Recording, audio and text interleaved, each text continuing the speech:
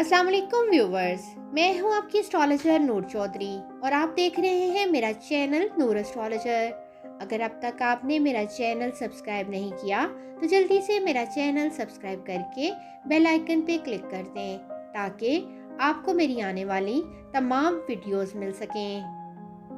2022 हम सब के लिए कुछ खुशगवार और कुछ तलख यादें लेकर बसर हो चुका है और खुदा का शुक्र है कि मैंने हमेशा की तरह आप तमाम के लिए नए साल यानी 2023 के लिए तमाम बरूज की मुकम्मल पेशगोइयाँ अपने YouTube चैनल नूर एस्ट्रोलॉजर पे अपलोड कर दी हुई हैं, जिन्हें आप सब अपने अपने बरूज के मुताबिक सुन सकते हैं। जैसा कि आपको मालूम है कि बरूज की पेशगोइयाँ मुकम्मल होने के बाद साल की मजमूई पेशगोइयाँ भी हर साल अपलोड होती हैं, क्योंकि बहुत से अफराद नए साल के मुतल्लिक तरह तरह के सवाल पूछते हैं, जिन्हें मैं मजमूई पेशगोइयों के अंदर बताने की कोशिश करती हूँ।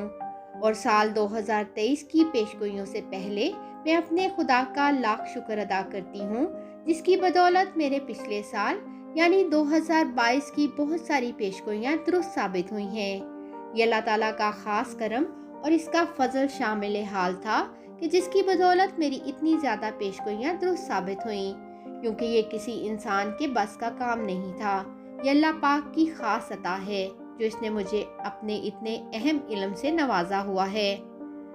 बज़ाहिर तो साल का बदलना हमारे लिए फ़कत कैलेंडर पे एक अदद और एक हिंसा के बदलाव के सिवा कुछ भी नहीं होता, मगर अहले इल्म हजरात जानते हैं कि ये अदद और हिंसा तब ही बदलता है जब ज़मीन गर्दिश करते हुए सूरज के गिर्द अपना एक चक्कर मुकम्मल कर लेती है, तो हम इसे एक साल कह देते हैं। ज़मीन की इस गर्दिश की बदौलत ही ज़मीन पे जमादात, नबातात, हैवानात, हत्ता के मुकम्मल ज़िंदगी का निज़ाम हयात, चाहे वो किसी भी मखलूक की सूरत में हो, इसका दारोमदार और हयात की बका इस गर्दिश का ही मरहून मिन्नत है। यही वजह है इल्मे नजूम ज़मीन के अलावा दीगर सियारों की गर्दिशों के असरात का भी जायज़ा और इनके मुमकिना असरात की तहकीक का काम करती है, क्योंकि ज़मीन की अपनी गर्दिश के बगैर ज़मीन पे किसी किस्म की भी हयात परवान नहीं चढ़ सकती, तो बाकी सियारगान की गर्दिशों के असरात का इनकार क्यों कर मुमकिन होगा। खैर, ये खालिस साइंसी बहस है जिसका तज़किरा हम फिर कभी करेंगे। अब साल 2023 का मुख्तसर जायज़ा और इसकी मुमकिना पेशगोइयों पे बात करते हैं। साल 2023 जो कि 7 के अदद से तलू हुआ है और जिन अफराद का लकी नंबर 7 बनता है, इल्मुल अदाद की रूह से उनके लिए ये साल इंतहाई मस्बत और खुशगवार साल साबित होगा। इस साल 2 सूरज ग्रहण और 2 ही चांद ग्रहण होंगे। इस साल अप्रैल और मई के महीने और अक्टूबर और नवंबर के महीने मुल्की सियासत के हवाले से अहम साबित होंगे। मुल्की सियासत के अलावा भी इन अयाम में आलमी सतह पे बड़ी तब्दीलियां आ सकती हैं।